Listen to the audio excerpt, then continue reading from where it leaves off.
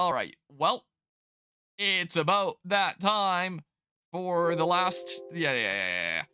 The Last of Us 2 stream. I know I could click off that show launcher, but after part 1, I am sketched out about it crashing. Like this game still hasn't crashed on me, but it still is a worry, and I like having the option to toggle settings in the launcher if it comes down to it. If the game doesn't properly launch. Let's see here. So I set the game capture to Last of Us Part 2 here and stuff. It's gonna really take that long to find Dunsparce there. So it is currently Sunday, the 25th of May, the day that Megaland was first slated to be going on, and I was like, oh, that's the day that like the final episode of Last of Us Part 2 comes out, so like I'm not gonna be able to talk about it before Megaland happens. I'm gonna have to talk about it after Megaland, but then after finding out that Megaland is next weekend instead, I can do all my episode discussions before that point. But like the game is beaten now. So there isn't actually any more main story content to showcase. Not directly, at least. So there is still other content in this game that I wanted to go through. So maybe I'll do that first, and then I'll do the episode discussion. So essentially, I watched the episode of The Last of Us, and while I was watching that, my little cousin reached out to me about playing some Helldivers. I was like, okay, I'll hop in after watching this episode. So immediately after I was done watching the episode, I started streaming. I just played Helldivers for the past hour, 52 minutes, and 24 seconds by how long I've been streaming currently. And now it's time to play some Last of Us 2 because I gotta talk about this while it's fresh in my mind. Except I might talk about it in a second. Like, let's maybe showcase this other stuff first because I am curious about the other things. I think it's in making of. Yeah, this is the main thing that I wanted to showcase before No Return. So this is like the new roguelike mode that they added, which I wanted to play a decent bit of at Megaland since, you know, you don't need like any story background or anything like that. It's just the gameplay in a roguelike mode. The new addition to the remastered version here. But I am curious about the lost levels for some ideas they had for what the game was going to look like before it got removed.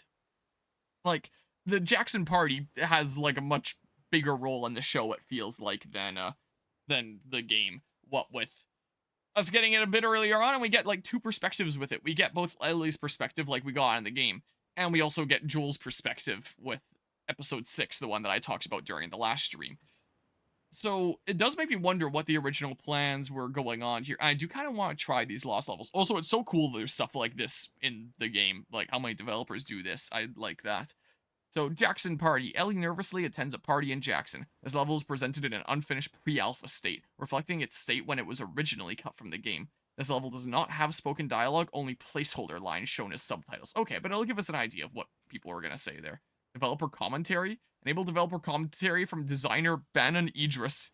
Introduction video. Begin the level with an introduction video from Neil Druckmann. Wait, all the lost levels have that?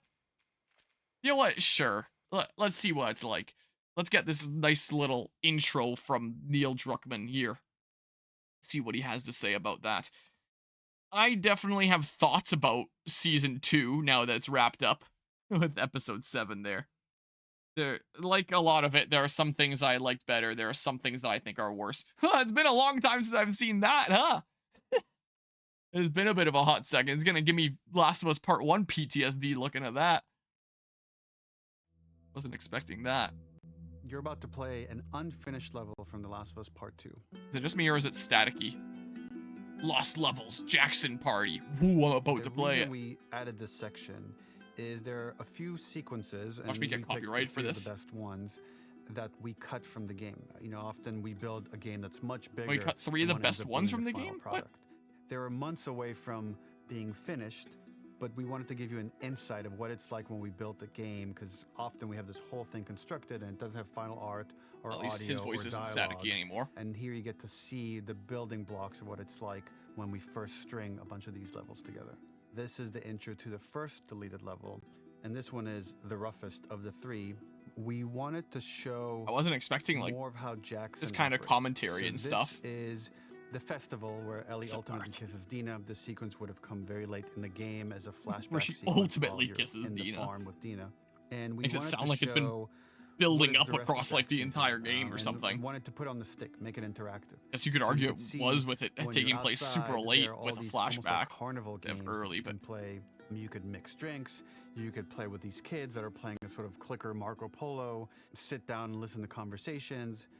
And all the different interactions were first or second pass, Video very, gets a very little early passes. funny with The audio building sometimes. blocks are there, but nothing is final. And Maybe it's just ultimately, my while we were headphones being very weird or excited about something. the sequence, it's pretty fun and lighthearted. It just slowed things too much as we're barreling towards the end of the story at this point. So again, reminder, rough, Well, then have it at the missing audio, freaking beginning missing of the animation, missing game. gameplay tweaks. I had it in the beginning missing of the show. dialogue, but pretty representative of what it would have been. So enjoy. But they saved it for right towards the end of the game, for whatever reason. So what will we have had here? What was the initial plan with this segment?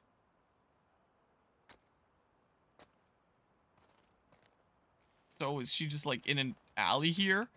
Oh, I guess getting ready for the Jackson party was the idea? Originally, this level Oh. was going to transition us to farm.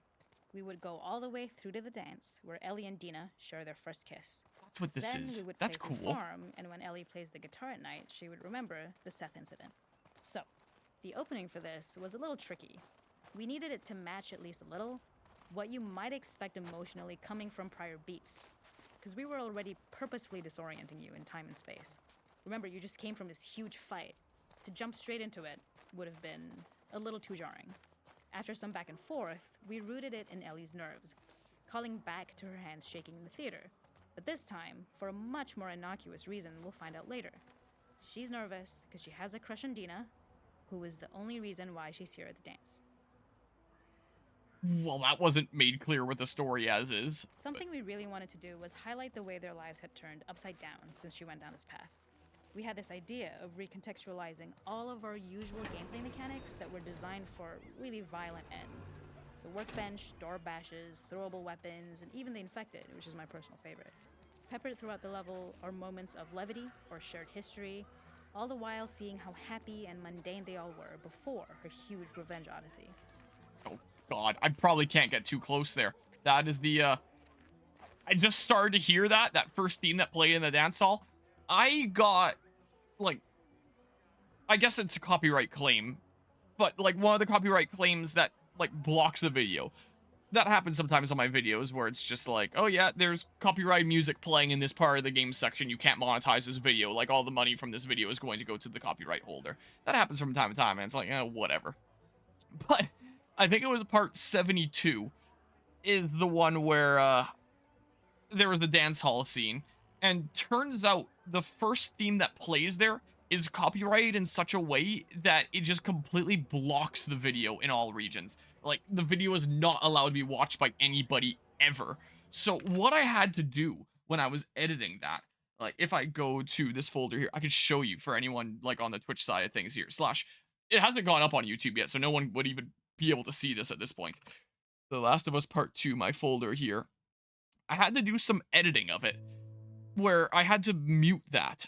And I didn't want it to be complete silence, so I freaking dubbed the, the scene myself, is what I did. So if you keep an eye out for part 72 there. So I talk about how this got blocked across the whole world, that whole section right there. And I was like, you know what? If my video is going to get blocked because of your stupid music, then I'm putting in stupid music. So I put in Malomart from Legend of Zelda Twilight Princess. Original game OST. So, everyone is dancing because this is just such a jammer. And I just dubbed it over after. I haven't decided what I'm editing in here yet, but you'll know. So this is what I did. I had to download this part, and I edited Malomart over instead of the stupid copyright stuff. But if the copyright stuff is playing here too, I should find a way to, like, preemptively not have that going on. So I just did the character lines. I hate these things. Because, like, what else am I gonna do? Tell me about it. I'm not a voice actor, man. But that's what I did for part 72 of this series. But I heard the faint little bit of that same music playing over there. Hopefully it's not enough to have claimed me at this point. Is there an option to just, like, turn off the music? Because it is going to completely screw me here otherwise. Yes. Yes. I'd rather not dub over, like, all of the developer commentary here. So as I get closer, there's not going to be any music, right? Okay. Because that That spooks me. That one theme. All the other music in this game is fine, but It that is one not a theme, it festival spooks me. without one of these throwing games. This one, of course, uses our Yeah. throwable system, where you're often chucking explosive things or stunning things. So yeah, there's the little but for story a of why more we wholesome can't listen to purpose, that. Although some people take this game really seriously. A fun aspect of this is if you did well, you could win a toy here. Ellie would place it in her pocket. If you had done this, you'd find the toy with JJ, the baby, later back at the farm. When we Interesting. cut this, the toy made it through anyway because it was so cute. It is the same one you see on the tractor at the farm. The elephant. Ollie the elephant. Yeah. So you could interact here. And this could be like a... If they had this at the beginning of the game, this could also be like the throwable kind of tutorial too. Or just like the aiming and throwing kind of tutorial, as opposed to the quick throw tutorial that the snowball fight is. Man. The makeup artist is pretty simple. It's one of those little in-game scenes we peppered in to make it feel like Ellie had roots in the town. Hallie, our writer, mentioned that in her mind, an ex-girlfriend of Ellie's tattooed her arm to cover up her scar. Oh, that's what they did in the show. Time you get to see that. We wanted to hint at it and allude to it and make it feel like there had been so much more that had been happening and so much more that Ellie threw away. Interesting. One of the things that happened in episode 6, the one that I discussed last time, was I had mentioned that there was other stuff going on between Joel and Ellie that showed that it wasn't just the stuff with the fireflies that had them kind of split apart. More of a typical kind of father-daughter kind of butting heads thing, where she's up to all this teenage stuff of doing drugs, getting tattoos, and wanting to have sex and stuff like that, as Joel finds her with this girl that, you know, she was getting kind of freaky with and getting tattoos and stuff like that. So I guess this plan ended up making it into the show after it didn't make it into the game. So, interesting. Oh, the show took some of the ideas that they first had for the game but never had in there. Interesting. Give me a Joker face. Guess they never actually got a actual face paint tattoo in there. Not a tattoo, but face painting thingamabob. Games and prizes. Wow. What do we have here? This is one of my favorite sections because I think that it achieves both the slice of life aspect of Jackson while also being a stark reminder of how dark the world that they live in really, really is.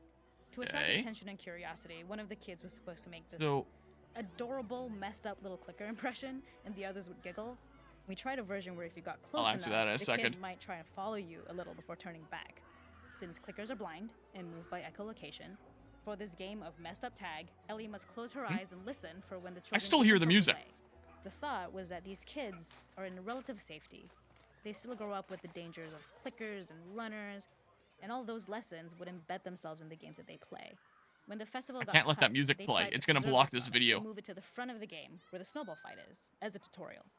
However, being Those are led in to the the snowball headspace of fight. a clicker doesn't really teach you how to deal with them. Eventually, it evolved, and they instead made the snowball fight, which was, I think, way more effective. For me, it's character illuminating that not only does Ellie know this game, she plays along. There's a familiarity with the kids that's really nice to see, especially because it's such a difference from the Ellie we see later, who has a sort of hollow normalcy that she's trying to get with JJ, but kind of fails. So the stuff that I'm showcasing now is what's called lost levels. So during the last stream, I ended up beating the game. I finished grounded mode, I saw it through, I gave my full review and stuff, but there's still some content to showcase here, namely being the roguelike mode that they added in remastered here, and there's also lost levels that they added. So right now I'm playing through like the unfinished cut version of the Jackson party here. So there's like a whole bunch of textures and stuff that don't add up. There's no voice acting here, you know, and some animations aren't quite finished. But I think that's interesting that they have it in the game, and really cool that you get to see some behind the scenes. So there's like these little dialogue bubbles that explain what the idea was going on here. Is there a way to, it was here, right? Yeah, I definitely had that off. What the hell? So I'm just kind of checking those out right now and seeing what that's like. How's it going though, Super Hyper? I don't want to get too close to that building because I know that music will block this video worldwide. And I don't want that to happen. But I turned off the music and it didn't seem to turn off the dang music. Maybe I can avoid the building generally, and when I get close, I can just start talking really, really loud and just drown it out so that YouTube can't recognize that there's the music. Okay, like, it's probably not going to pick anything up off of that. It's probably fine. There's a hidden spot at the back that was just a bit of fun. It was highlighting Jackson's normalcy with something we would find in a real world. In the back, you would find teenagers finding some alone time with each other in a dark corner of a party. It was rewarding away from player the music. for peeking into a hidden corner, but ultimately redirecting them back to the festival. We also had versions of them smoking weed here, despite Maria's consternation, probably having gotten it from Eugene. Yeah, the character that has a bigger role in the TV show version. Where's that one kid that I could interact with? E? E.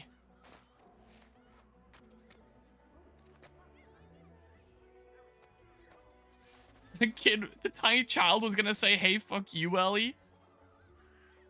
Is what the idea was. Hold Q to listen. Oh. So this is what they meant by, like, in the mind of a clicker. Oh, and that would introduce a listen mode there. The thing that I never had because of grounded mode and stuff.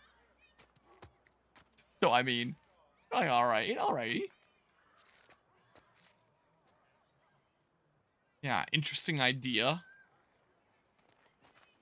Okay, well, I assume I go there to, like, progress. So just in case there's that copyright music there, I'm gonna start talking really loudly and constantly and be just continuing to say things that I can't really come up with just in case. Is there music? I don't even hear anything right now, so I guess it's fine. No, okay. No. Do not let those lyrics play. That is what is going to get me stricken down immediately, so just start talking like crazy. That's gotta be it, right? Okay. The moment I heard those lyrics, I was like, oh no. Okay. Yeah, I was a little bit worried there. I guess now I can go into audio and turn that back up again. Putting a little bit of fear in me there of being stricken down. My goodness there.